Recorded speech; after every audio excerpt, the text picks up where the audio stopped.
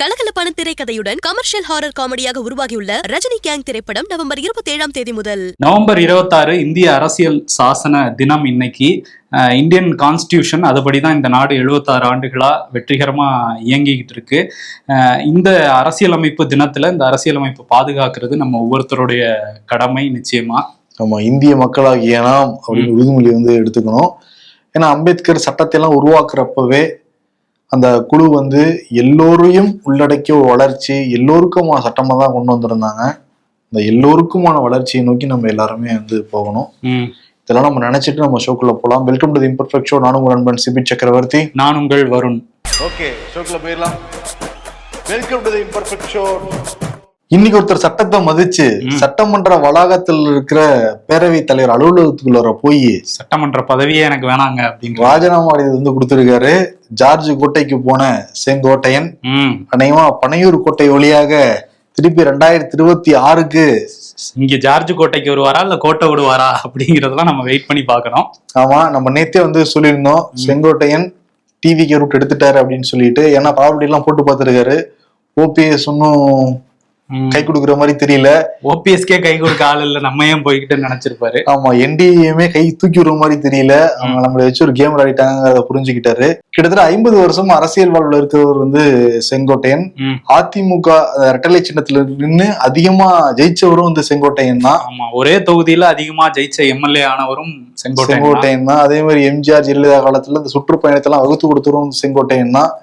எடப்பாடியை கூட்டிட்டு வந்ததே செங்கோட்டையன் தான். இந்த மாதிரி பல வரலாறு இருக்கு செங்கோட்டையனுக்கு. பல முதல்வர்களை இதெல்லாம் பண்ணிருக்காரு, திட்டம் எல்லாம் போட்டு கொடுத்திருக்காரு. கடைசியில இங்க நிக்கிறாரு. கடைசியில இந்த அவரே கூப்பிட உட்கார வச்சுட்டாரு எடப்பாடி பழனிசாமி. எல்லாத்தையும் யோசிச்சாரு. ஓகே, இனிமேல் நம்ம காலதாமதம் பண்ணக்கூடாது. 50 ஆண்டு அரசியல் வாழ்வை கத்துக்கிட்டவருக்கு இதெல்லாம் தெரியாதா என்ன? ஆமா, ஸ்ட்ராட்டஜி போட்டு ஓகே இப்ப யாரு எம்ஜிஆர் மாதிரி இருக்காரு, அவரு கவுத்து கொடுக்க வேண்டியதான்னு சொல்லிட்டு அவர் மனசுல நினைச்சு டிவி கேப்பெல்லாம் ரூட் எடுத்திருக்காரு. ஆமா, இதுக்கிடையில இன்னைக்கு சேகர் பாபு வேற அவரை சந்திச்சு பேசினதுனால திமுக பக்கம் போவாரா, இங்க வந்துருங்க தாய் கழகத்துக்குன்னு திமுக காரங்களும் கூப்பிட ஆரம்பிச்சிருக்காங்க. அதுவும் ஒரு பக்கம் போய்கிட்டு இருக்குது. இன்னைக்கு காலைல 8:30 மணிக்கு ஒரு வீட்டுல இருந்து வண்டி கிளம்பிடுச்சு சென்னையில இருந்து. மீடியா பீப்புள்ஸ் எல்லாம் ஃபாலோ பண்றாங்கன்னு தெரிஞ்சுக்கிட்டு 2 தெரு சுத்திட்டு திருப்பி வீட்டுக்கே வந்துட்டாரு அவரு. ராஜினாமா பண்ண விட மாட்டாங்க போலயே அப்படின்ட்டு. ஏன்னா முதல்ல பனையூர் போயிட்டு இப்படி வரலாமா, வேற எங்கேயோ போற மாதிரி பிளான் இருந்திருக்கு அவருக்கு. எங்க கரெக்டா தெரியல. பட் ஆனா சென்ஸ் பண்ணனால சரி ஓகே முதல்ல ராஜினாமா பண்ணி முடிப்போம் அப்படின்ட்டு ராஜினாமா பண்ணிருக்காரு. அவரும் சொல்றாரு பொறுத்துருங்க அப்படின்ட்டு இருக்காரு அவரு. நேத்து பேசுறப்ப என்ன சொல்லியிருந்தாருன்னா, இயக்கத்துக்காக எவ்வளவு உழைச்சேன்னு எல்லாருக்குமே தெரியும், கடைசியில என்னைய கட்சியில இருந்து நீக்கிட்டாங்க, நீங்க பொறுத்திருந்து பாருங்க, அதுக்கு பதில் சொல்ல விரும்பலன்ட்டு போனாரு. காலையில அந்த இன்ட்ரோல் பிளாக் ஓபன் பண்ணிருக்காரு அவரு, ராஜினாமா பண்ணிருக்காரு. கிளைமாக்ஸ் எங்க போய் முடியுது நாளைக்கு தெரிஞ்சிடும் கிளைமாக்ஸ் என்ன. ஆமா, இதுல என்னன்னா நீங்க தாவேக்காவுக்கு போறீங்களா அப்படின்னு கேட்டா அமைதியாவே இருந்தாரு. மௌனம் சம்மதம்னு எடுத்துக்கலாம்னா அதுக்கும் அமைதியாவே இருந்தாரு. சோ பனையூர் பக்கம் போறதுக்கான வாய்ப்புகள் தான் தெரியுது இப்ப. ஆமா, இன்னொரு பக்கம் பனையூர்ல இருந்து கிளம்பி புதுச்சேரி போறாரு. அங்க இருந்து கொஞ்சம் பக்கமா இருக்குல்ல, பக்கத்து யூனியன் பிரதேசம். அங்க போய் நாங்க ரோட் ஷோ பண்ணணும் டிசம்பர் 5ஆம் தேதி அப்படின்னு சொல்லி தாவேக்கா நிர்வாகிகள் விஜய் ரோட் ஷோ பண்ண போறதா பர்மிஷன் கேட்டிருக்காங்க. இங்க பர்மிஷன் கொடுக்கறதுக்கான வாய்ப்புகள் இல்லாதனால அங்க தேர்ந்தெடுத்திருக்காங்க போல. அந்த கன்னியாகோவில், காலாப்பட்டுல இருந்து கன்னியாகோவில் வரை ரோட் ஷோ பண்ண போறாரு. இதுக்கிடையில சோனாபாளையத்துல ஒரு பொதுக்கூட்டமும் நடக்கும்னு சொல்லி பர்மிஷன் கேட்டிருக்காங்க. புதுச்சேரி முதல்வர் ரங்கசாமி விஜய்க்கு ரொம்ப நெருக்கமானவர் தான். என்ன முடிவெடுக்கிறாங்க அங்க அப்படிங்கிறத பார்ப்போம். இன்னொன்னு பொதுச் செயலாளர் புசி ஆனந்தும் பாண்டிச்சேரி சேர்ந்தவர் தான். ஆமா, அதனால அதுக்கான வாய்ப்பு இருக்கு திருப்பி பாண்டிச்சேரியில ரோட் ஷோங்கிறது. ஏன்னா தமிழ்நாட்டுல இப்ப எந்த கட்சியுமே ரோட் ஷோ பண்ண முடியாது. அதற்கான அந்த ஆலோசனை எல்லாம் போய் நிபந்தனைகள்லாம் வகுத்துக்கிட்டு இருக்காங்க. ஒரு பக்கம் கரூர் கூட்டத்துல இருந்த 41 பேர் சிபிஐ விசாரிச்சுட்டு இருக்காங்க. முந்தானத்தே புசி ஆனந்த், அப்புறம் ஆதவ அர்ஜுனா, நிர்மல்குமார், மாவட்ட செயலாளர் மதியலான் எல்லாருமே போய் ஆஜரானாங்க அந்த சிபிஐ விசாரணைக்கு. நேத்து 2 மணி நேரம் விசாரிச்சிருக்காங்க. வெளியே நிர்மல்குமார் என்ன சொல்றாருன்னா, எங்களுக்கு இருந்த நிறைய சந்தேகங்களை நாங்க கேட்டோம், எங்களுக்கு இருக்க கேள்விகளை நாங்க கேட்டோம், முழு ஒத்துழைப்பு நாங்க கொடுத்தோம், மேற்கொண்டு விசாரணை கூப்பிட்டா நாங்க வருவோம் அப்படின்ட்டு சொல்லியிருக்காரு. ஆமா, அதே மாதிரி இந்த தூய்மை பணியாளர்கள் காலவரையற்ற ஒரு உண்ணாவிரத போராட்டத்துல இருந்துகிட்டு இருக்கிறாங்க. தனியாருக்கு கொடுக்க கூடாதுன்னு அவங்களையும் இன்னைக்கு என் ஆனந்தும் ஆதவ அர்ஜுனாவும் போய் சந்திச்சு ஆதரவுலாம் கொடுத்திருக்காங்க. இப்பதான் டிவிக்கு பத்தி பேசிக்கிட்டு இருந்தோம், கார் எடுத்துட்டாப்புல தலைவர் செங்கோட்டையன். ஆமா, பனையூருக்கு போவாருன்னு பார்த்தா பட்னம் பக்கத்துக்கு வந்து போயிருக்காரு. விஜய் நினைச்சிருப்பாரு ஒரு அனுபவம் வாய்ந்த தலைவர் பனையூர் வரையும் வர வைக்க வேணாம், பட்னப்பாக்கம் வீடு இருக்குல்ல அங்க வர வச்சிடலாம் நினைச்சாரு போல. நம்ம சொல்லியிருந்தோம்ல, காலையிலேயே கிளம்பிச்சவரோட காரு திரும்பிட்டு போட்டு திருப்பிட்டு வந்துட்டாரு அப்படின்னு சொல்லிட்டு. இப்ப ராஜினாமாலாம் பண்ணியாச்சு, யாரும் நம்மள கேள்வி கேட்க முடியாது. ஏன்னா வந்து நீங்க தான் ஏடிஎம்கேல எம்எல்ஏவா இருக்கீங்களா, ராஜினாமா பண்ணி விஜய் பார்க்க வேண்டியதானே கேள்வி கேட்பாங்கல்ல. அதனால அதுக்கு வந்து யாரும் கேள்வி கேட்க முடியாத அளவுக்கு ராஜினாமா பண்ணிட்டு டிபிஇல போய் ஜாயின் பண்றேன்னு போய் வந்து போயிருக்காரு. அவருக்கு வந்து அமைப்பு பொதுச் செயலாளர் அப்படிங்கிற பதவி கூட கொடுக்கலாம் அப்படிங்கிற பேச்சுவார்த்தை எல்லாம் நடக்குதான், பனையூர்ல நடந்துச்சாமா. இப்ப சந்திப்பு வேற நடந்திருக்கிறதுனால நாளைக்கே கூட அந்த இணைப்பு விழா நடக்கலாம் அப்படின்னு தான் சொல்றாங்க. ஏன்னா கூவத்தூர்லயே இவரோட பேர் தான் ஃபர்ஸ்ட்ல இருந்துச்சு. அப்பயே டிக்கெட் அடிச்சிருந்தாங்கன்னா அவர் அதிமுக பொதுச் செயலாளரா மாறி இருப்பாரு. ஆனா அவர்கிட்ட கொஞ்சம் இருக்க வேண்டியது இல்ல அப்படிங்கறதுனால எடப்பாடி ஓவர்டேக் பண்ணிட்டாரு. எடப்பாடியை முன்மொழிஞ்சதே நான் தான் செங்கோட்டையன் கூட பிரஸ் மீட்ல சொல்லிட்டு இருந்தாருல, அட்லீஸ்ட் இங்கேயாவது போய் ஒரு பொதுச் செயலாளர் ஒரு பேரை வாங்கிட்டு புசியானத்துக்கு நிகரா இருப்பாரா செங்கோட்டையன் பொறுத்துதான் பாக்கணும். ஆமா, பொருட்டு எடுத்துட்டாரு அவர். 2021 நாங்க ஆட்சிக்கு வந்ததுல இருந்து இது வரைக்கும் இந்த 4 வருஷத்துல மட்டுமே 11 லட்சம் கோடிகளுக்கு மேல முதலீடுகளை நாங்க ஈர்த்திருக்கோம். தமிழ்நாட்டுக்கு தானே? தமிழ்நாட்டுக்கு தான். அவங்க இந்நேரம் அவங்களுக்கு ஈர்த்திருந்தாங்க அப்படின்னா அமலாக்கத்துறை வந்திருக்குமே. ஆமா, நேர்மையான துறை அமலாக்கத்துறை. ஆமா, நேர்மையான திராவிட மாடல் ஆட்சி வேற நடத்திட்டு இருக்காங்க, அதுக்கான வாய்ப்பு இல்ல. அதனால 2 பக்கம் நேர்மையா இருக்கலாம், ஒன்றும் பண்ண முடியாது. இடங்க சூழல் நாங்க வந்து நின்றுகிட்டு இருக்கோம். ஆமா, பேலன்ஸா போய்கிட்டு இருக்காங்க. இதுல என்னன்னா 35 லட்சம் கோடி, சரி 35 லட்சம் பேருக்கு வேலை வாய்ப்பையும் உருவாக்கி கொடுத்துருக்கதா சொல்றாங்க. 35 லட்சம் பேருக்கா? ஆமா, சரி, ஓகே. இதெல்லாம் வந்து உதயநிதி பிறந்த நாளுக்கு நினைச்சிடக்கூடாது. இந்த டிஎன் ரைசிங் சொல்லிட்டு அந்த முதலீட்டாளர்கள் மாநாடு எல்லாம் இருக்கு, அதுலதான் பேசியிருக்காரு முதலமைச்சர். ஆமா, நாளைக்கு வந்து இளைஞர் எழுச்சி நாள் அப்படிங்கிறது அதிகாரப்பூர்வமா இல்ல, திமுக வந்து நாளைக்கு அதுதான் கொண்டாட போறாங்க. ஏன்னா துணை முதல்வர் உதயநிதி ஸ்டாலினோட பிறந்த நாள் விழா. அதுக்கு வந்து பல ஏற்பாடுகளையும் திமுக காரங்க பண்ணிட்டு இருக்காங்க. ஆனா அவர் என்ன சொல்றாரு அப்படின்னா, உதயநிதி என்னோட பிறந்த நாள் அன்னைக்கு விளிம்புநிலை மக்களுக்கு உதவி பண்ணுங்க அப்படின்னு சொல்லியிருக்காரு. ஏற்கனவே ஆட்சியில இருக்காங்க, உதவி பண்ணிட்டு தான் இருப்பாங்க, ஏன் அதை ஸ்ட்ரெஸ் பண்ணி சொல்றாருங்கிறது தெரியல. இன்னொன்னு வேற சொல்றாரு அவரு, அடுத்த வருஷம் என் பிறந்த நாள் வரப்பவும் அப்பயும் முதலமைச்சரா ஸ்டாலின் அவர்கள் தான் வந்து இருப்பாங்க, துணை முதலமைச்சரா நான் இருக்கணும், அதையும் சொல்றாரா? அது எப்படி, அது இன்டேரக்டா புரிஞ்சுக்க வேண்டியதான் நம்ம. அதுக்காக எல்லாரும் நீங்க வந்து உழைக்கணும், அதுதான் எனக்கு பிறந்தநாள் பரிசா இருக்க முடியும்னு இருக்காரு அவரு. பிறந்தநாள் பரிசா கேட்டிருக்காரு தொண்டர்கள் கிட்ட. சரி, அது அவங்க கையில தான் இருக்கு. இன்னொரு பக்கம் வந்து ஜாக்டோ ஜியோ அவங்க வந்து போராட்டத்தை அறிவிச்சிருக்காங்க. ஏற்கனவே இந்த நவம்பர் 18ஆம் தேதி ஒரு நாள் அடையாள போராட்டம் நடத்தினாங்க. அதுக்கு வராத ஆயிரக்கணக்கான அரசு ஊழியர்களோட சம்பளத்தை வந்து பிடித்தம் பண்ணிடுவோம் அப்படிங்கிறதையும் அரசு சொல்லியிருந்தாங்க. இப்போ அதை உறுதியும் படுத்தியிருக்கு அரசு.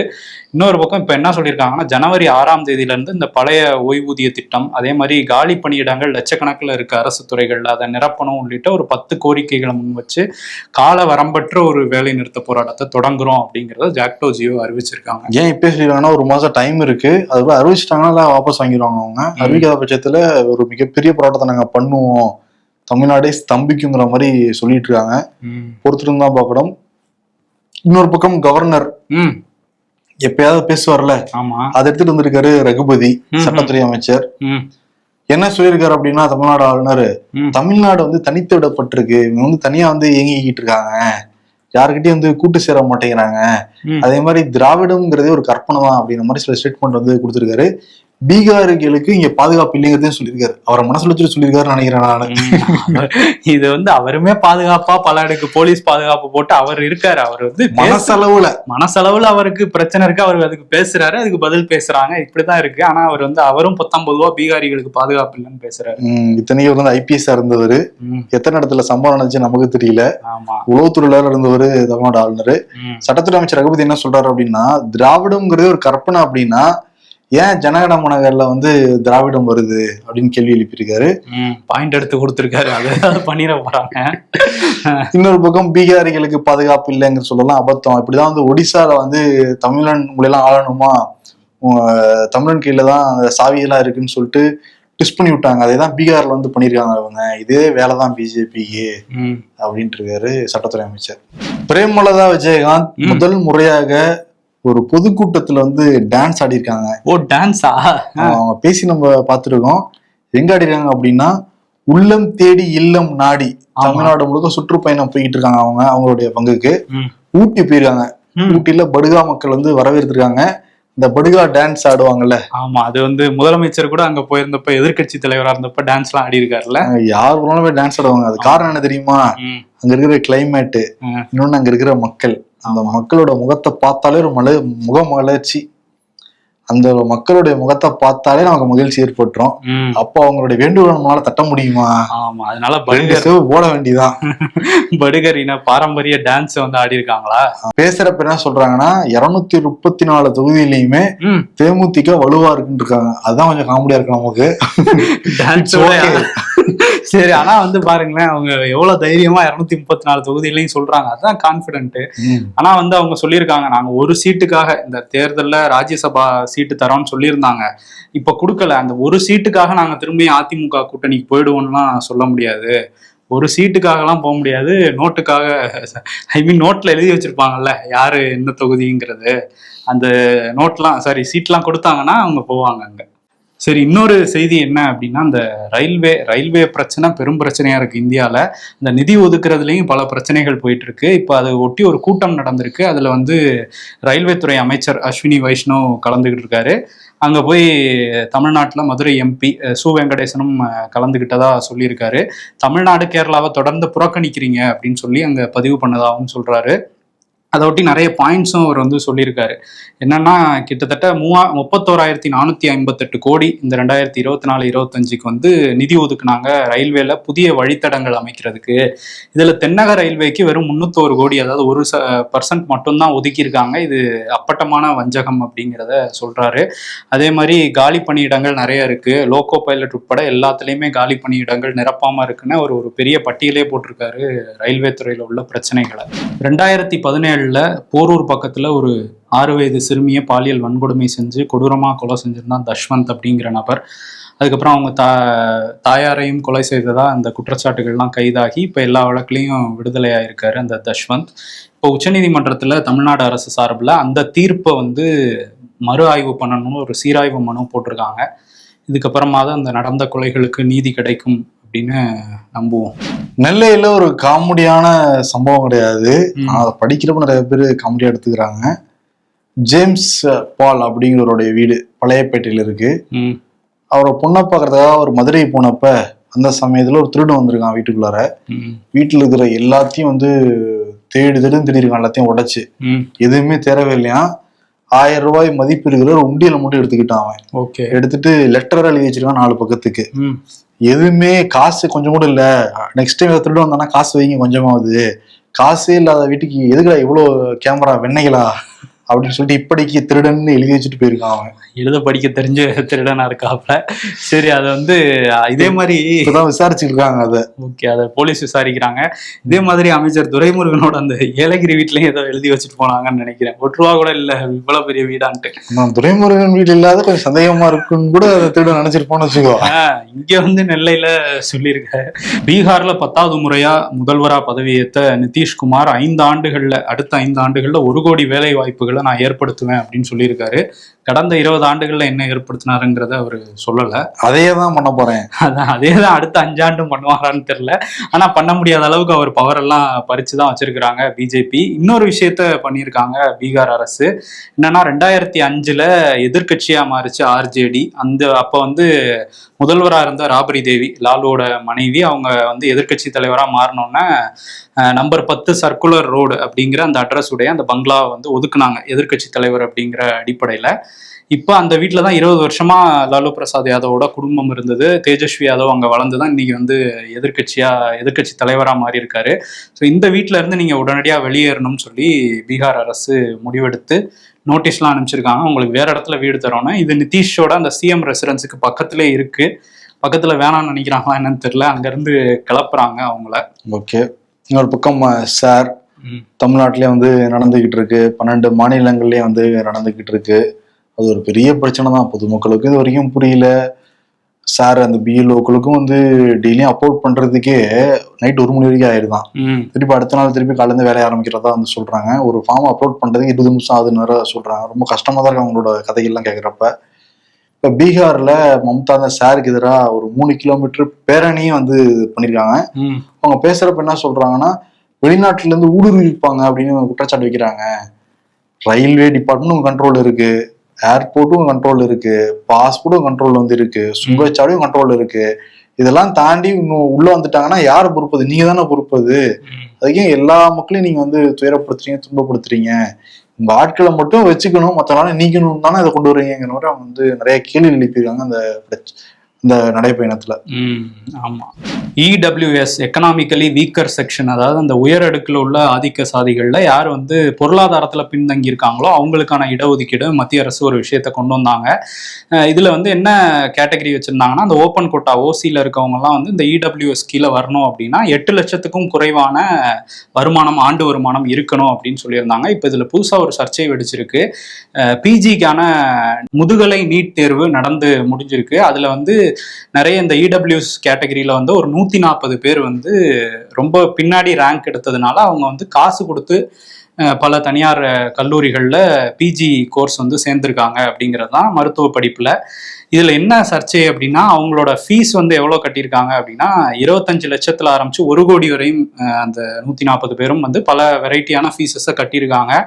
புதுச்சேரியில உள்ள ஒரு மருத்துவக் கல்லூரியில ஒரு மாணவர் 55 லட்ச ரூபா ஆண்டுக்கு வந்து கட்டி அங்கே வந்து சேர்ந்திருக்காரு. அதே மாதிரி நவி மும்பைல உள்ள ஒரு கல்லூரி, அங்க வந்து 50 லட்ச ரூபா ஆண்டுக்கு ஃபீஸ்ன்னு சொல்லி கட்டி சேர்ந்திருக்காங்க.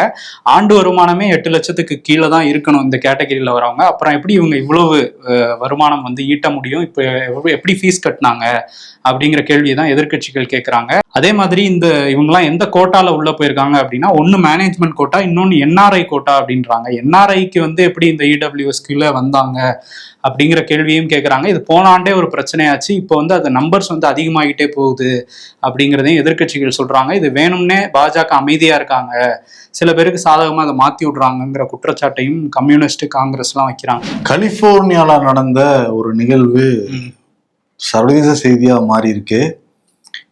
அம்மா இறந்து போயிட்டாங்க. அம்மா இறந்து போன உடனே அவங்களோட திங்ஸ் எல்லாம் சுத்தப்படுத்துறதுக்காக 3 பசங்க இந்த மேல அலமாரியில் இருக்கிறதெல்லாம் சுத்தப்படுத்திட்டு இருக்கிறப்ப ஒரு பாக்ஸ் வந்து கிடைச்சிருக்கு.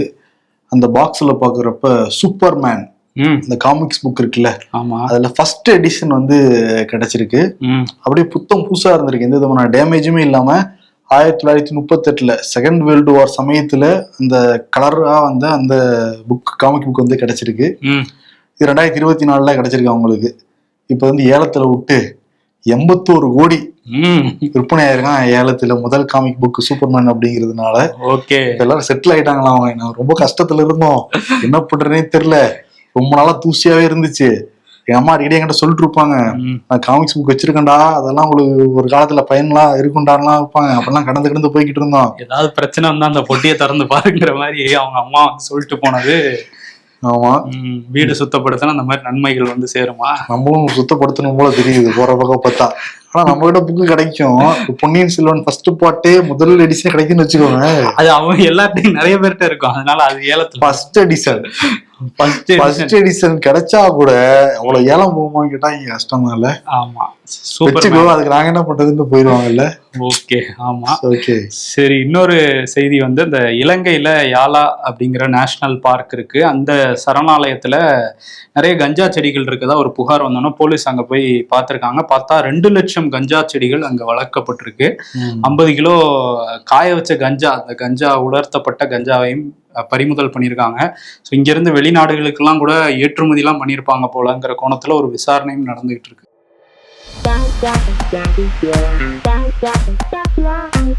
தளபதியாரே செங்கோட்டையன் வர்றேன்னு சொல்லியிருக்காரு. நமக்கு ஒரு தொகுதி கிடைக்க வாய்ப்பு இருக்கு.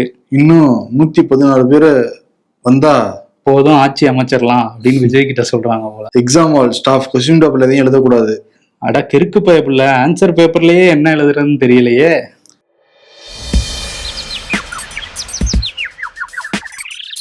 எப்படி நல்லா யோசிச்சு எல்லா முடிவையும் தப்பா எடுத்தேன் பாத்தியா? அதான்ல Varghese. My official life to personal life. டேய், நான் கூட பரவாயில்லடா, ஆனா நீ ரொம்ப பாவங்கிற மாதிரி சொல்றாங்க. பர்சனல் லைஃப் தானே, பல பேருக்கு அப்படிதான் இருக்கு. அரசியல்ல இதெல்லாம் சாதாரணமாப்பா. விருது யாருக்கு அப்படின்னா, எங்கே செல்லும் இந்த பாதை. அதுதான் பட்னபாக்கத்துக்கு போயிருச்சு, அந்த சாலையில போயிட்டாரு அவரு. இன்னைக்கு பட்னபாக்கம், நாளைக்கு திரும்பவும் ஜார்ஜ் கோட்டையா, இல்ல தோல்வியை தழுவி வீட்டிலேயே கோபிச்செட்டி பாளையத்துல உட்கார போறாரா? அதுக்காக நான் எங்கே செல்லும் பாதையா? அதுதான் அது ரூட் எடுத்திருக்காருல்ல, அது எங்கே செல்லும் பாதையில ரூட் அடைஞ்சிருக்காரு. இன்னும் போக வேண்டிய தூரம் எங்கேயோ இருக்குல்ல அரசியல்வாதிகளை பொறுத்த வரைக்கும். ஆமா, அரசியல்வாதிகளை பொறுத்த வரைக்குமே அதிகாரம்ங்கிறது மட்டும்தான் அவங்களுடைய ஒரு பாதை. அதுக்கு என்னென்ன பண்ணிட்டு இருப்பாங்க அவங்க. இந்த கொள்கை கோட்பாடெல்லாம் சில பேர் தான் பார்ப்பாங்க, இந்த காலத்துல யாரும் பாக்குறது இல்ல. அது தனி டாபிக். சரி, ஓகே. எங்கே செல்லும் இந்த பாதை அவார்ட் செங்கோட்டையனுக்கு வந்து கொடுத்துட்டு விடைபெறலாம். நன்றி. மொட்டை ராஜேந்திரன், கூல் சுரேஷ், முனிஷ்காந்த் என நகைச்சுவை பட்டாளத்தின் கூட்டணியில் ரஜினி கிஷன் தயாரித்து ஹீரோவாக நடித்துள்ள ரஜினி கேங் திரைப்படம் நவம்பர் 27 முதல் உங்கள் அருகாமையில் உள்ள திரையரங்குகளில்.